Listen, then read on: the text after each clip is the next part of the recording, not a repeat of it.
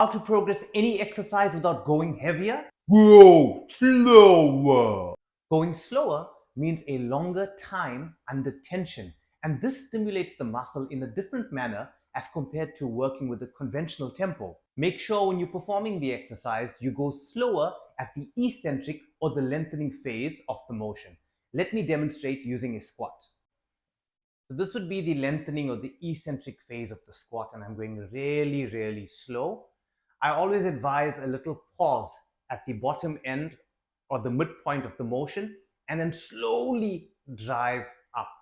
When you perform the motion slower, you also get to iron out if there's any structural or tissue restrictions. You get to focus on your breathing and make a video at the same time. And you also get to find out if there's any other imbalances along your postural or muscular chain. Rather than focusing on the number of reps that you're doing per set, focus on the length of time. Let me know how this goes, guys. If you found any benefit from it, or even if you didn't and I suck, please let me know in the comment section below.